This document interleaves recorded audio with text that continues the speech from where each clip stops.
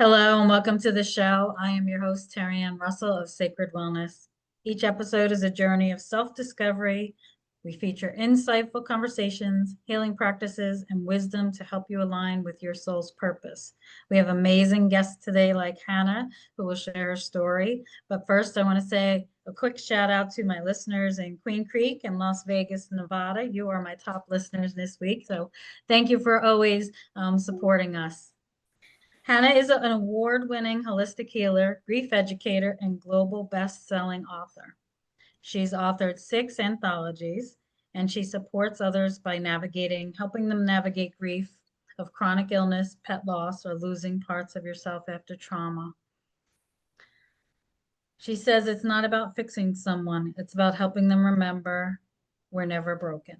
Welcome to the show, Hannah. I'm so excited to have you here today. Hi everyone. Well, thank you for having me. I'm really excited to be here.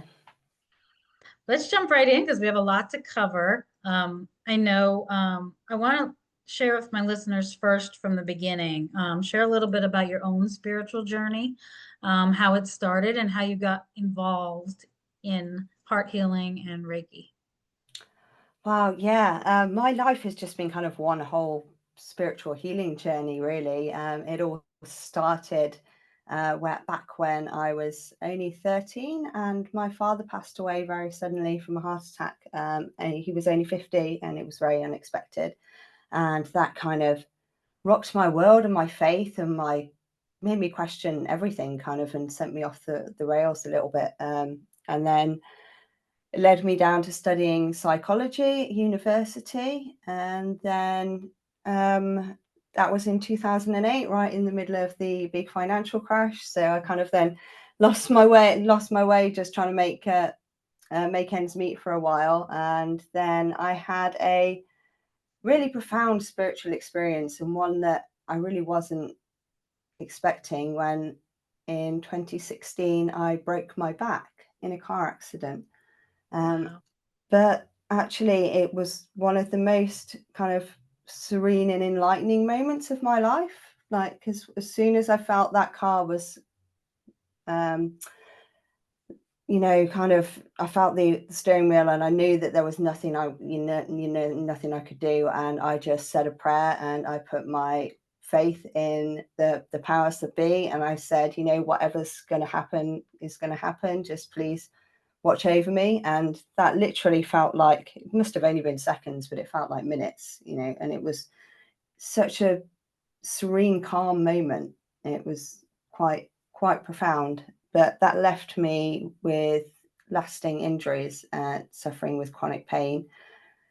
And then later I developed chronic fatigue syndrome. And one of my dear friends, who was a Reiki master herself, said, there's this thing called Reiki, and I think it would be amazing for you. And I trusted her completely. So I thought, right, I'm going to go and find out about this and trained. And I literally passed my Reiki master teacher training this weekend. So that's really exciting. And it just completely changed my life. It really allowed me to drop into my body and just be thankful, like find those moments of gratitude and really reflect and feel some kind of connection to the universe and source and the divine again. Yeah, I love that. That's so beautiful. I think, often we are so focused on just what we can see, and it takes us a while through the spiritual journey to realize there's so much more out there that we've ever been told. And you're sharing about the accident and how you just said, please protect me, bring me through this, whatever it'll be. I think in those moments, it's really important for our listeners to understand that a lot of times they think there's so much fear that's around it.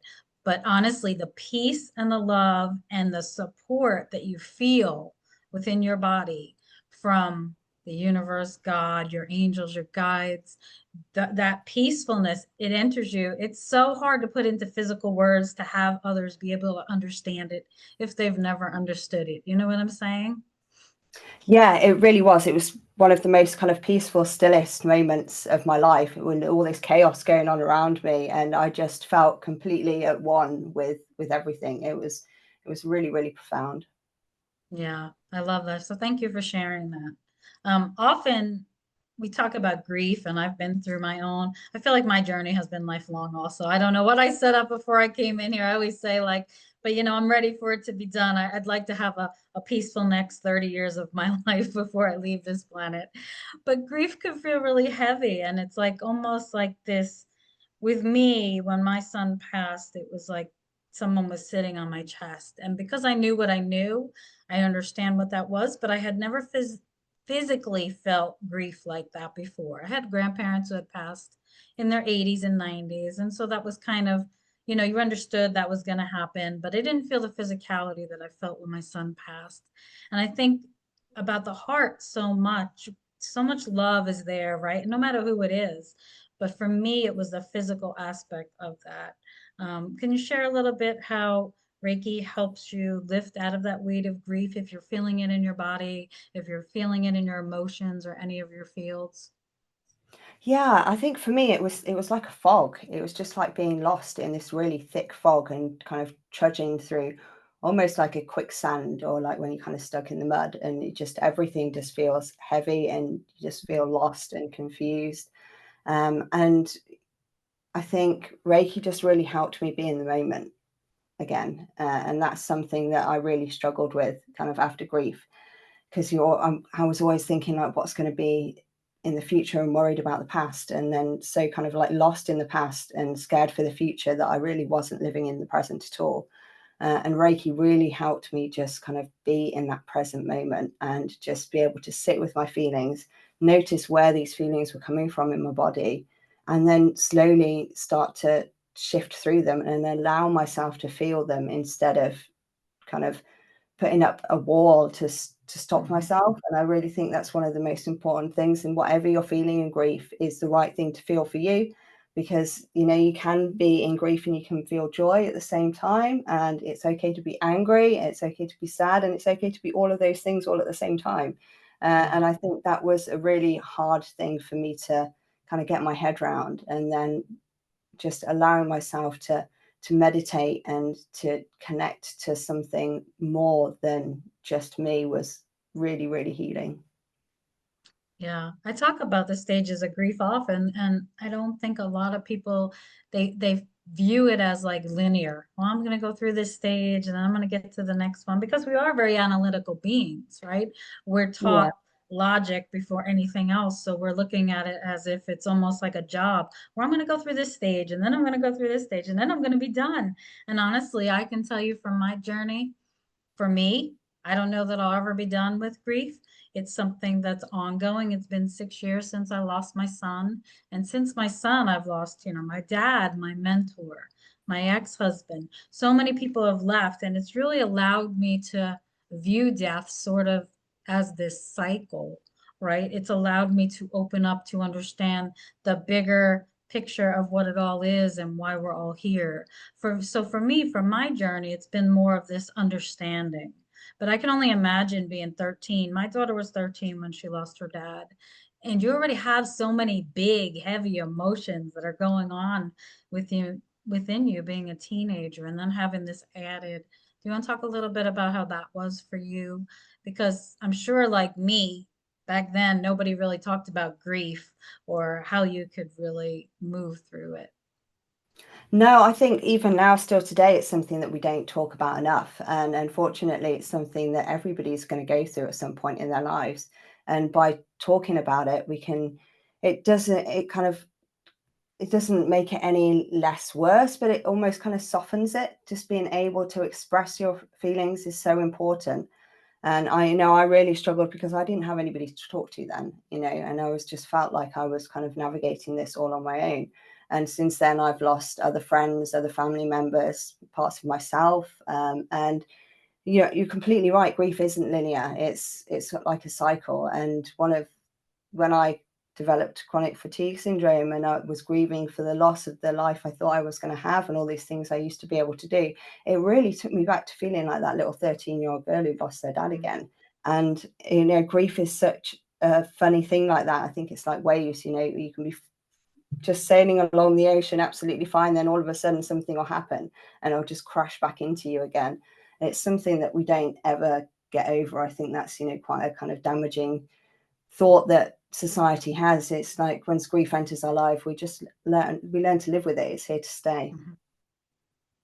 It really is. I think it's so powerful that you said that because it does feel like that for times for me, like the waves crash in. Sometimes they'll just take me down, and I'm fighting for air to come up. Other times they'll just tickle at your toes, right? Just a little bit, just for you to feel that little bit.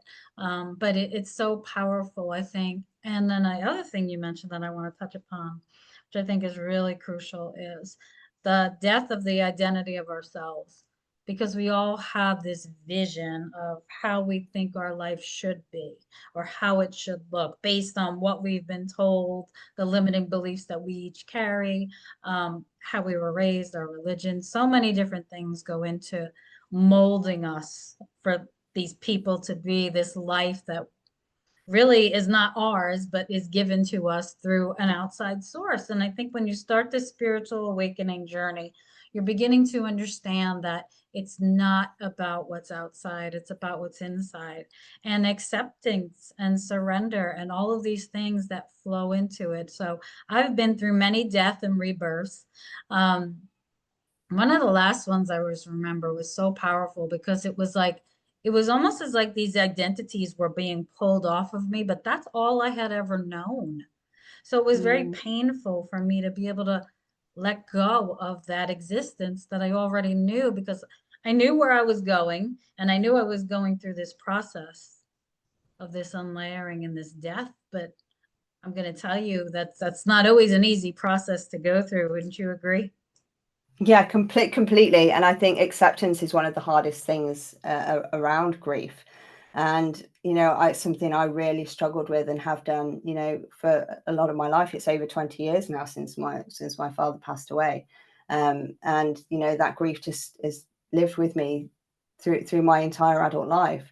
But that's then like bringing in the heart, I think, is the key. And seeing grief is, it's not just in the mind, it's in the body, it's in the heart, it's in the soul. It's a whole kind of a whole a whole being, and affects every single part of us. That's why I then became a heart healing practitioner, and really healing that kind of acceptance and being able to step into the heart and allow that little girl to have a voice and say all of these things that I had been kind of subconsciously holding on to, and kind of my conscious mind wasn't quite aware of, and just allowing myself to release that in a safe, supported, trauma-informed environment has Yeah. just been profoundly healing.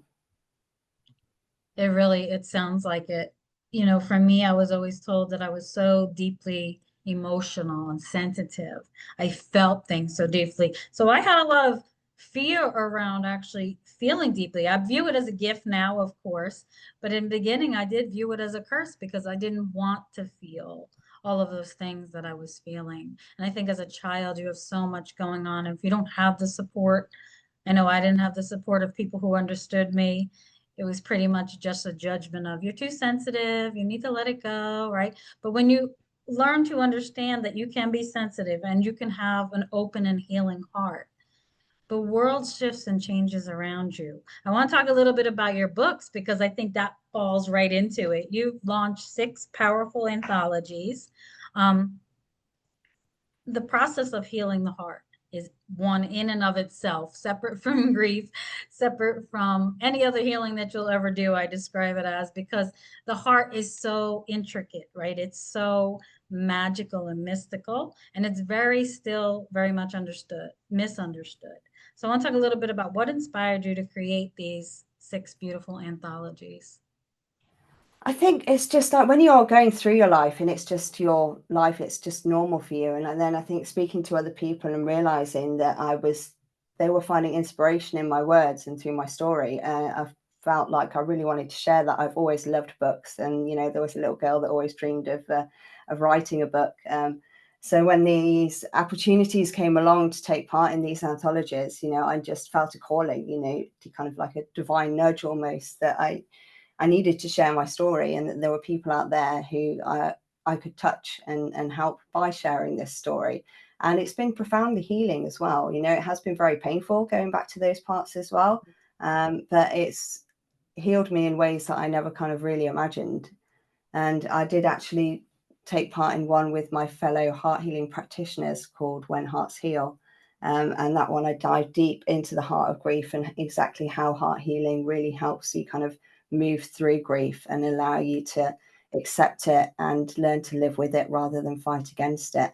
I'm actually taking part in a online summit next week, and I'm speaking on Wednesday the 10th at 9:30 a.m. British Summer Time. So, and I'm diving deeper into my chapter and exactly kind of like how the heart can help us heal grief and what that has looked like for me. Yeah. I think it's so important to share these stories because so many people, I know I felt very alone. At the time that my son passed, I knew no one that had lost a child. No one. So I felt completely alone in that journey. But through the process of the last 6 years, I met thousands and thousands of people who have lost children. And it's sort of changed my thinking about how it was being done to me versus what was supposed to come of it. Um, Often Yeah. we get so stuck in our grief, and because it's so intricate and unique to each of us based on our experiences, right? What you've been told about grief, how you were allowed to express yourself as a child, all of that falls into your grief story, how you're going to move through it. I think it's wonderful the work that you do in sharing about grief. I think it's so important because there are so many different levels of grief, and then there are so many different reasons that we experience grief. I love that you shared about sometimes it's the loss of our identity that we're experiencing grief, the loss of a pet. I can tell you, having beautiful pets that I love so much, that experience will be very different than losing a son, but I will also grieve through that process as well. And I think grieving, we've been taught, especially here in the US, I don't know how it is by you in the UK, but in the US, it's just something you're going to push away, push down. You're going to get over it. You should all be over it by now, right? Do you find that similar to where you are? Yeah, completely. And I think it's like it's really misunderstood, and people can be quite compassionate to begin with. And then that compassion kind of falls away, which is such a shame because, you're not going to be over it in the 2 weeks leave that work allows you to have, and then they expect you to just get on with your life again. It doesn't work like that. And your Yeah. life is always going to be different. And just knowing that there's so many different forms of grief, I think that's really important because whenever well, now I've started talking about grief a lot more. The first thing everybody always thinks about is death and bereavement, but it's like grief has so many different faces. Yes, I totally agree. I want you to talk a little bit about, because you mentioned it briefly, but you had a sort of a nudge to follow through and go through with these books because on my show, I speak often about how we get these nudges, and sometimes they're very subtle. And if you're going through this and you're new to it, you might not necessarily see it, feel it, hear it, know it, but you're feeling sort of like, I describe it as like this pull, right? You keep being pulled towards this, or you walk away from it, then you go back to it, and you're like, I'm still not sure, give me another sign, right? And they're like hitting you on the head. I gave you enough signs. You should know already. Can you talk a little bit about how that was for you, feeling that nudge to go through with that? And was it scary to do it? I think, yeah, I mean, it's always scary to take these steps and to kind of put your faith in something bigger than yourself. That takes a lot of courage. I've always been a very empathic person. I've been a deep feelings like very similar to you. Um, and I'd always known that I was here to help and guide other people, but I just didn't know exactly how. And then having all of these kind of profound grief experiences in my life, it was just then the universe was just kept pushing me in this way, in a direction, and it just felt this calling to just share my story. And the more I shared, the more I touched with people, and the more kind of passionate I am about it, because it is really tough, but then it can also be really beautiful because grief has allowed me to be much more present in the moment. It's brought me on this incredible journey here, talking to amazing people like you, and it's really allowed me to just appreciate life on a whole different level. All of those little tiny things, listening to the birds in the morning, the way that the sun rises, catching all those tiny moments of joy and appreciation. And I think before then, it's almost like you're walking through life with like horse blinkers on in a way. Mm-hmm. You're not really truly seeing everything. And I think grief for me, it really once I kind of found my feet, it really kind of lifted that fog and allowed me to see the world in a whole new, different way. And that it's a cycle, you know, that life is a cycle, and kind of we're born and we die, but then we're not finished. You know, we go back into the earth, and you know that our atoms all then become something new. So you know, it's like a continual process. And I think it's an honor to have been a part of that. And I'm also quite glad that I experienced it at such a young age, and I have had all this time to be able to navigate it.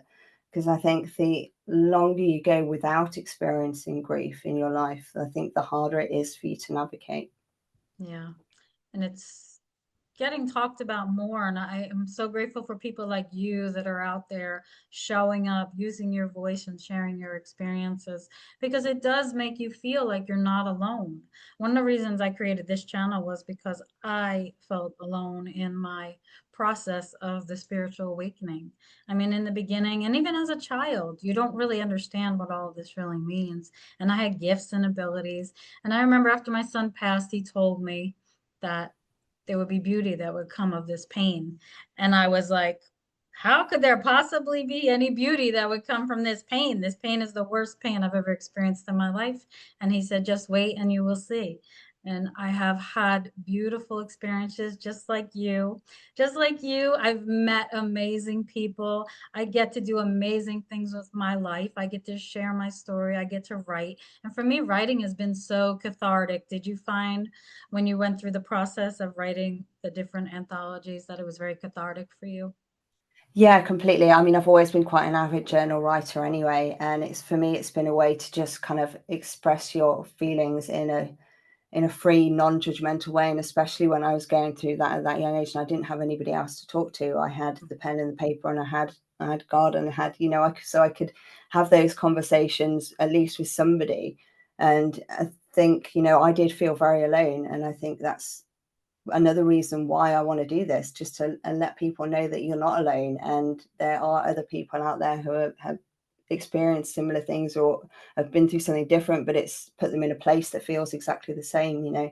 And it's only by sharing these stories and being courageous and using our voice and appearing on things like your and doing your wonderful podcast and writing books is the only way that we can kind of connect. And I think that's an amazing thing about the internet and all this, you know, it has allowed people to feel much less alone, you know, and it's allowed you know, amazing things like me. I'm in the UK talking to you here in the US, you know. And I think it's just so important, you know. Yeah, I agree totally. So where can my listeners connect with you?